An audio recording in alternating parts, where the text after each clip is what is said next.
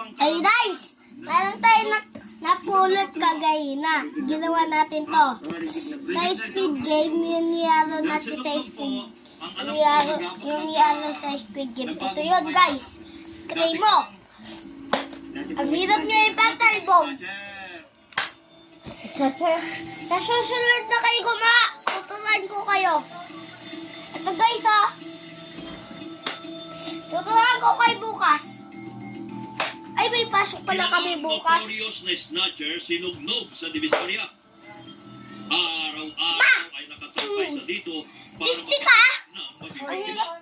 Nag-iisip ako, Ka. nagtatamay lang ako dyan. Hirap. Marami ko dito. Ako lang pinakamatanda. Tatamay kami dyan. Kung may tatawid na mga may kwintas, may ikaw. Binabanaan ako. Lang ako. Iniisip ko doon, tabid na. Yun siya sabi ko. Dito na rin nakilala ni Nugnog ang kanyang live-in partner na siyang naging ina ng kanyang Wait lang guys Yan ginawa kasi mami sobra isa. Sobra. Yan no.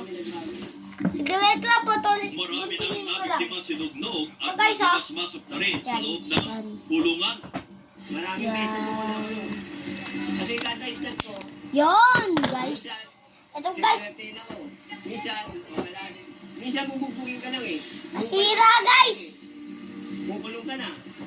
Kaso malungkot nga lang, hindi mo na makikita yung pamilya mo sa labas. Masira na guys. Sorry. Ang pagkakataon ng notorious na si Nugnog, tinabla na rin ng takot.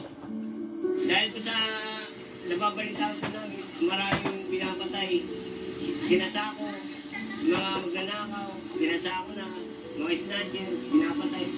Doon na po ako napag-isip-isip na magbago na ako. Kawawa naman yung pamilya ko, wala nang tutulong sa kanila.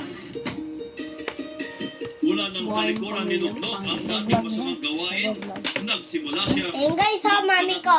Sorry. Pakita na yung siya ni Mami. Sa Okay lang. Divisoria pa rin Okay lang naglagay yun, si Mami. Nugnog, Basta wag ka pero vlog. hindi na para Masira mamitas na ng nga alas ginawa at mo, eh. bag, kundi para mamulot ng mga gulay.